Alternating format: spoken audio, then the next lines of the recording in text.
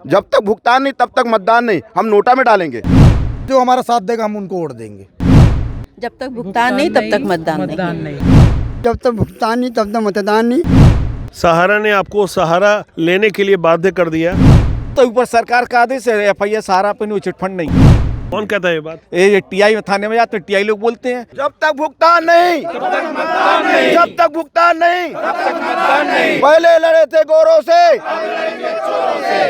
पूरे भारत को सहारा इंडिया के नाम से धोखे में रखकर जिस तरह से लूटा गया, जिस तरह से सेबी ने एक्शन लिया, जिस तरह से भारत सरकार अभी न्याय नहीं दिलवा पा रही है, ना राज्य सरकार ना भारत सरकार, देश की कानून व्यवस्था से जमाकर्ताओं का जब विश्वास उठा तो इस तरह से बैनर लेकर सड़कों पर निकल आए। इस वक्त मैं छत्तीसगढ़ के भिलाई से हूँ। दावा किया जा रहा है कि पूरे भारत में 13 करोड़ से ज़्यादा खाते हैं परिवारों के, और खाता धारकों की सही संख्या अभी तक बताई नहीं जा पा रही है। ये मैनेजर है विमल जैन, इनका नाम है। दुर्ग में ये पदस्थ थे, बड़े पद में थे, सहारा इंडिया परिवार से जुड़े हुए थे। फिलहाल इस्तीफा देकर न्याय के लिए लड़ रहे हैं। कुछ युवा वकील हैं, भास्कर राव, ऐसे तमाम लोग हैं। आप देख सकते हैं ये जुबली पार्क का इलाका है, सेक्टर 6 का, जहां से जनता न्याय मांग रही है। एक एक कर सिलसिलेवार ढंग से मैं सारी बातें आपको सुनाऊंगा कि किस तरह से जब दर्द छलकता है तो शासन सिस्टम और कानून से विश्वास उड़ जाता है। आज लोग इतने आक्रोशित हैं, आप इनके साथ लड़ रहे हैं। क्या आप डर करके आए हैं या न्याय के लिए आए हैं? थोड़ा बताएंगे, थोड़ा जानकारी भी देंगे आखिर ये चल क्या रहा है? मैं डर के तो नहीं आया हूँ, अपने साथियों का जो निवेश है और मेरा भी निवेश है, और अपने निवेश को पाने के लिए मैं आया हूँ। मैं सहारा इंडिया में लगभग 33 साल 5 महीने 23 दिन नौकरी किया हूँ। रीजनल मैनेजर के पद से मैंने त्यागपत्र दिया है। मेरा ट्रांसफ़र कलकत्ता हो गया था, मैंने ये त्यागपत्र दे दिया। और 2019 से मैं अपना पैसा लेने के लिए खुद लड़ रहा हूँ और मुझे भी पैसा नहीं मिल पा रहा। मुझे नहीं मिल पा रहा, मैं पूरे सिस्टम को भी जानता था, अधिकारियों को भी नहीं जानता था, आम पब्लिक तो किसी को नहीं जानती, तो उनको भी नहीं मिल पा रहा है। थोड़ा संक्षेप में बताएंगे कि आखिर पूरे देश में कितने अकाउंट रहे होंगे, और जो छत्तीसगढ़ की मैं बात करूँ तो वहाँ कितने अकाउंट है, और किस तरह से निवेशक परेशान है, शासन और सिस्टम किस तरह से मदद नहीं कर पा रहा है? देखिए, आंकड़ा तो आज की तारीख में तुम्हें यथावत नहीं दे पाऊंगा, लेकिन एक पुराना आंकड़ा है 2015-16 का आंकड़ा है कि 13 करोड़ परिवार सहारा के निवेशक थे पूरे इंडिया में। और छत्तीसगढ़ की बात करें तो 2021 के आधार पर 54 लाख परिवार सहारा इंडिया के जमा करता हैं। परिवार, अब एक परिवार में अगर 3 सदस्यों के नाम से भी जमा हो तो अकाउंट की संख्या लग जाएगी। क्योंकि एक एग्जाम्पल दें, यदि किसी ने 1 लाख रुपए निवेश किया तो यहाँ पर टुकड़े कर दे 6 अकाउंट के फार्म सर्टिफिकेट मिलते थे, तो अकाउंट की संख्या तो बहुत आगे पहुँच जाएगी। ये 6 अकाउंट क्यों करते, थोड़ा बताएंगे? क्या कोई टैक्स बचाने के लिए या चोरी करने के लिए? क्या होता है टैक्स की? क्या होता था कि चेक से पैसा ना लिया जाए। पहला ये था, चूंकि 20,000 से ऊपर पैसा चेक से जाएगा तो जमाकर्ता को समझाते थे जो भी लोग थे कि भाई आपको टीडीएस से भी बचेगा, आपके सरकार की नज़रों से भी बचेगा, आपको नगद पेमेंट भी कर दे, इसलिए टुकड़ों में पैसा निवेश कर दिया जाता था। आप समझ रहे होंगे किस तरह से शासन सिस्टम कानून को धोखा देने के लिए खुद ही चालबाजी तैयार करवाई जाती थी। एक वकील साहब है, युवा वकील हैं, एम भास्कर राव इनका नाम है। ये दुर्ग न्यायालय में पदस्थ हैं। ये इनकी लड़ाई लड़ रहे हैं। आप बताएंगे भास्कर साहब कि ये क्या चल रहा है?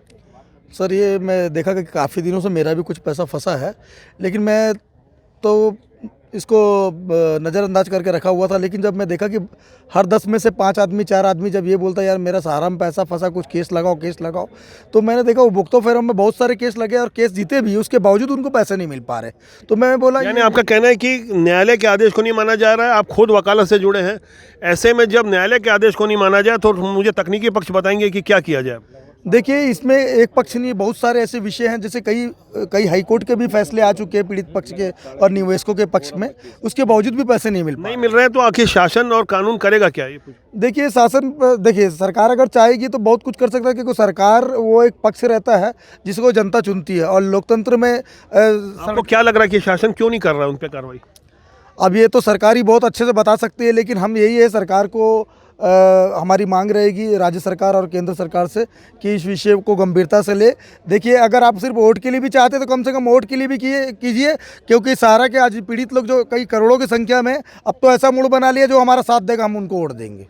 एक बहुत गहरी बात की। इस साल छत्तीसगढ़ में चुनाव है 2023 में। आप जो डेटा बता रहे थे वो थोड़ा समझना मुश्किल हो रहा था कि छत्तीसगढ़ की आबादी तो जो करीबन 3.25 करोड़ है। 3 करोड़ 11 लाख अच्छा, पिछले चुनाव के आधार पर अभी मौजूदा समय में बता रहे 54 लाख अकाउंट है, ये क्या 54 लाख परिवार। परिवार वो एक परिवार में यदि हम 3 की भी संख्या मान लें हाँ। तो आप उसका कैलकुलेट कर लीजिए। इतने आपके मतलब जो वोटर रहते हैं तो सरकार को असर पड़ेगा चुनाव में। अगर वो होते हैं तो 54 लाख परिवार में यदि हम 3 ही मान लेते हैं या 4 मानते हैं, कॉमन 4 का परिवार होता है तो उसे अकाउंट की संख्या भी नहीं। अगर एक एक अकाउंट हो इतने अकाउंट्स कहलाएंगे। मैं जनता का भी दर्ज यहाँ दिखाना चाहूँगा कि वो अपने विचार साझा करें। आप कुछ कहना चाहें? अकाउंट है, मैंने अपने पिताजी के जितना भी बीएसपी से रिटायर्ड होने का जो पैसा मिला था वो सारा पैसा सहारा में लग गया। और सहारा में लगने के बाद अब अच्छा, मैं कितना सिर्फ प्राइवेट ट्यूशन पढ़ा रहा हूँ। प्राइवेट ट्यूशन पढ़कर कैसे भी अपना घर चला रहा हूँ और मिसेज भी काम कर रही है। मिसेज भी काम करती तो हम लोगों का दोनों का मिलाकर घर चलता है। लेकिन आज 3 साल से मेरा बोलना बंद हो गया, परिवार में समाज में भी बोलना बंद हो गया। कितना पैसा था आपका? कम से कम अभी यानी मिलेगा जो 12 लाख रुपए। पिताजी का 6.5 लाख रुपए मिला था जो कब 97 के बाद से जमा हो करके वही पैसा बढ़ करके आज 12 लाख हुआ है, लेकिन अब मिल नहीं रहा है। ढेर सारे लोग हैं, आप देख सकते हैं, सबकी आंखों में वो दर्द होगा, गुस्सा होगा और कानून और सिस्टम के प्रति अविश्वास के भाव भी होंगे। यहाँ कुछ महिलाएं भी हैं, कुछ मातृशक्तियाँ। मैं चाहूँगा कि आप भी अपना विचार साझा किए। खुलेआम कानून का अंगूठा दिखाया जा रहा है। सर ठगी तो नहीं बोल सकते, लेकिन मैच्योरिटी टाइम के बाद हमारा अमाउंट मिल नहीं रहा है और हमारे एजेंट बीच बीच में वो वीडियो और पेपर की कटिंग वगैरह भेज देते हैं कि सहारा आपसे पैसा आपका ले करके समय पे नहीं दिया जा रहा है और आप इसे ठगी नहीं स्वीकार कर रहे हैं। आप देख सकते हैं कि कितने भोलेपन से अपने साथ हुए अन्याय को भी ये बड़ी ही साफगोई के साथ अभी भी ये जनता है, ये भारत की आवाज़ है, मातृशक्तियाँ हैं जो अपने साथ हुए अन्याय को, धोखेबाजी को, ठगी नहीं मान रही है। आप बताएंगे आपका क्या विचार है इस बारे में? मेरा बस यही एक विचार है कि हमारा जो सहारा में जो पैसा जमा है वो किसी तरह हमको मिल जाए। कितना समय हो गया? हो गया 4-5 साल हो गया, मैच्योरिटी हो गई, लेकिन हो गया 3-4 साल हो गया। आपने जमा किए थे? हाँ, मैं अपना भी जमा की थी, मैंने अपने कई लोगों का भी जमा करवाया था। आप समझ सकते हैं कि महिलाएं थोड़े थोड़े पैसे बचा के, कई बार घर के पुरुषों से बचाकर अपनी पॉकेट मनी में से या दूसरे माध्यम से जो पैसे जमा करते हैं, उसको जब नोटबंदी के समय एक आवाज़ उठी थी कि महिलाओं का पैसा सरकार ने ओपन करवा दिया, लेकिन सहारा इंडिया ने तो सब कुछ ओपन होने के बाद भी, न्यायालय का आदेश होने के बाद भी उन्हें उनका पैसा नहीं दिलवा रहे। आप बताएंगे कि आप? मैं दुर्गा लोधी, सहारा इंडिया में इस विश्वास से जमा कर रहे थे कि बच्चे लोग का भविष्य बनेगा आगे, उस विश्वास से हम लोग करें। लेकिन आज इतना विश्वासघात हुआ कि समय पे न भुगतान हुआ और कई समस्या आगे होते ही गए। कितना पैसा? मतलब 7-8 लाख है। 7-8 लाख है। कितने समय से संघर्ष कर रहे हैं? 3 साल से। अब क्या होगा अगर शासन आपको नहीं दिलवा पाएगा तो क्या करेंगे? नहीं करेंगे, फिर एकत्रित होंगे और जो करेंगे सब इकट्ठा होके ही करेंगे। कानून पर विश्वास है आपका कि कानून आपको, न्यायालय आपको न्याय दिलाएगा और पुलिस और दूसरे सिस्टम आपकी मदद करेंगे? आपको ऐसा लगता है? उन लोग को तो आना ही चाहिए और करना भी चाहिए, क्योंकि आम जनता अपने विश्वास से और अपने मेहनत का ही करे। एक एजेंट ऐसा है जो बोलते हैं कि ये 2 नंबर का पैसा हो जाएगा अगर आप निकालोगे। हम लोग बोले जिस समय हम लोग करे थे उस समय 1 नंबर था, उस समय मेहनत का पैसा लगा। अब देने के समय 2 नंबर का कहाँ से बता रहे हो करके? अभी यहाँ एक साथी कह रहे थे कि हम इस साल वोट नहीं देंगे जो हमको पैसा नहीं दिलवाएगा।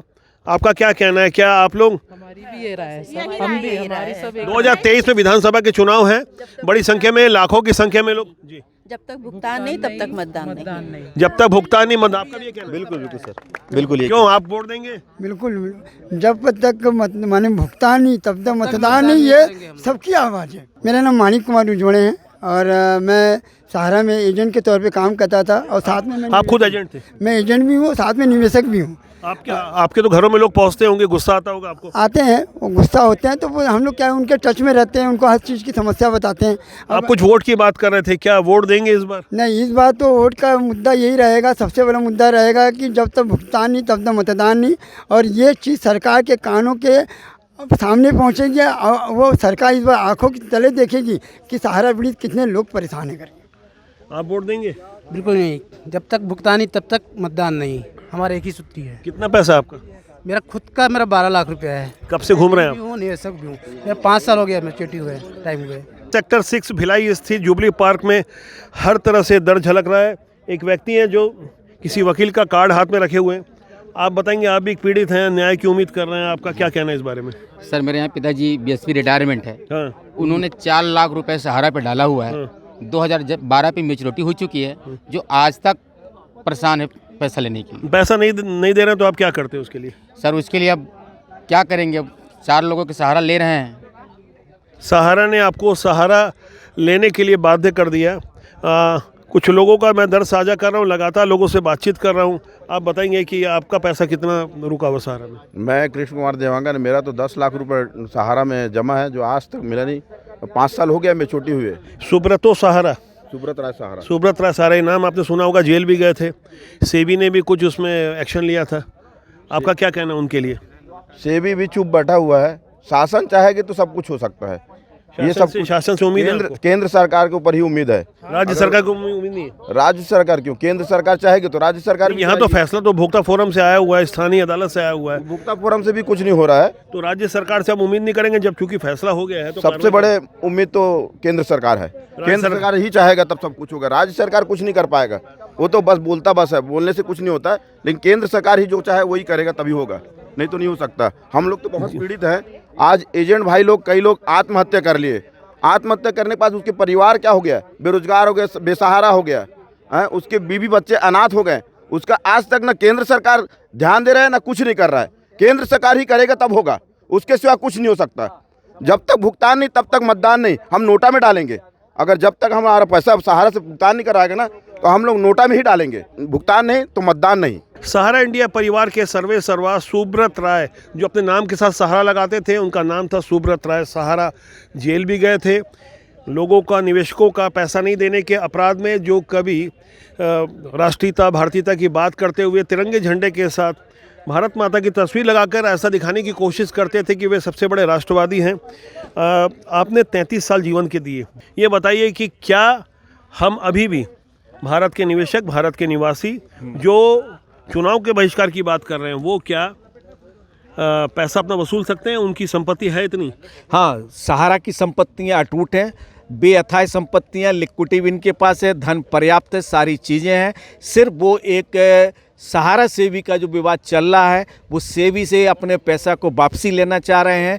तो इस आधार पर सुप्रीम कोर्ट में चूँकि मैटर है, वो मैटर के आधार पर वो भुगतान नहीं कर रहे हैं सोसाइटियों का। ये कहते हैं कि सोसाइटियों का पूरा पैसा मैंने एम्बे वैली में लगा दिया है, जो कि एक आधार पर कानून पर एक सीफो संस्था है उसने निकाला, एक गलत हुआ है, जिसका मैटर दिल्ली हाई कोर्ट में भी चल रहा है, उसने सुप्रीम कोर्ट में भी चला गया। सुप्रीम कोर्ट पर तारीख होती है। सहारा से भी विवाद का एक अलग मैटर है, उससे किसी का पेमेंट नहीं, वो पेमेंट केवल आएगा सहारा ग्रुप को मिलेगा।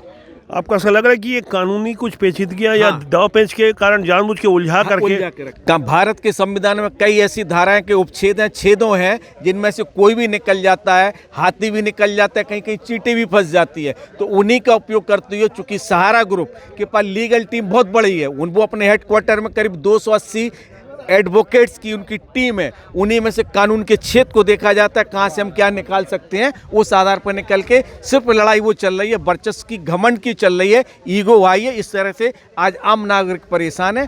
अंत में मैं यही कहूँगा, सरकार के लिए एक संदेश है। माननीय हमारे मुख्यमंत्री जी महोदय को लोकप्रिय हैं, उन्होंने कहा हम चिटफंडों का पैसा दिला रहे हैं। चिटफंड को तो सहारा को चिटफंड नहीं मानते हैं, तो फिर क्यों आप सहारा को चिटफंड नहीं मांग रहे हैं? जो कंपनियाँ भाग गई हैं, मर चुकी हैं, उनको ज़मीन नीलामी करके लेकर के उनका पैसा वसूल करके 10%, 20%, 15% पैसा, जो कंपनी जिंदा है, वर्तमान में उनके कार्यालय चल रहे हैं, उनका सारा है, पूरा ग्रुप जिंदा है, वो दे सकता है, तो उन पे क्यों नहीं कार्रवाई करते हुए अपने ज़िले की पब्लिक का भुगतान कराने में मदद क्यों नहीं कर रहे हैं? क्यों कहें किसी थाने में FIR नहीं हो रही है?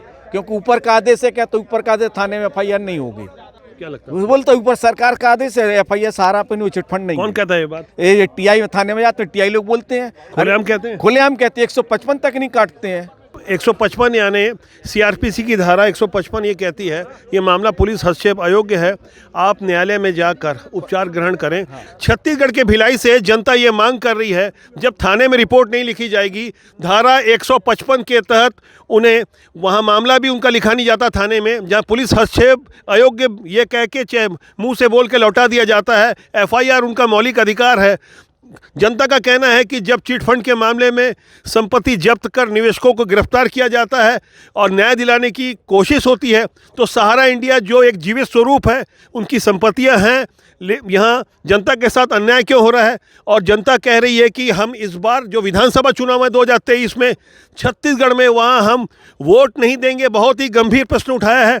मैं आम जनता से जानना चाहूँगा कि क्या वाकई ऐसा है, आपका क्या कहना है इस बारे में? जब तक भुगतान नहीं, जब तक भुगतान नहीं, जब तक भुगतान नहीं, जब तक भुगतान नहीं, एक ही मांग एक ही नारा, एक ही मांग एक ही नारा, एक ही मांग एक ही नारा, जब तक भुगतान नहीं, तब तक मतदान नहीं, जब तक भुगतान नहीं, तब तक मतदान नहीं। पहले लड़े थे गोरों से, अब लड़ेंगे चोरों से। पहले लड़े थे गोरों से, अब लड़ेंगे चोरों से। पहले लड़े थे गोरों से, अब लड़ेंगे चोरों से। शासन प्रशासन होश में आओ, होश में आओ, होश में आओ। शासन प्रशासन होश में आओ, होश में आओ, होश में आओ। हम अपना हक मांगते, भीख नहीं मांगते। हम अपना अधिकार मांगते, नहीं किसी से भीख मांगते। हम अपना अधिकार मांगते, नहीं किसी से भीख मांगते। जब तक भुगतान नहीं, जब तक भुगतान नहीं, जब तक भुगतान नहीं, तब तक मतदान नहीं। पहले लड़े थे गोरों से, अब लड़ेंगे चोरों से। जो दर्द छलक रहा है, जो आक्रोश छलक रहा है, इन्होंने अपनी लड़ाई खुद लड़ने का निश्चय किया है। शासन प्रशासन सिस्टम कानून जब सबसे विश्वास उड़ जाता है, इस तरह से दर्द की तस्वीर सामने आती है, तब वहाँ से आक्रोश झलकता है। इस तरह से नारे दरअसल जुबान से नहीं दिल से निकलते हैं। जनता की आवाज़ जनता तक पहुँचाने के लिए राष्ट्रबोध हमेशा उनके साथ रहेगा। हम चाहेंगे कि आप जनता की आवाज़ बनकर तत्पर रहें और अपने कमेंट सेक्शन पे जाकर अपनी राय जरूर दें, जिससे जनता की आवाज़ गूंगे बहरे और सोए हुए सिस्टम तक पहुँचे, शासन जागे, संवेदनशील हो और अन्याय के विरुद्ध न्याय दिलाने की कोशिश करे।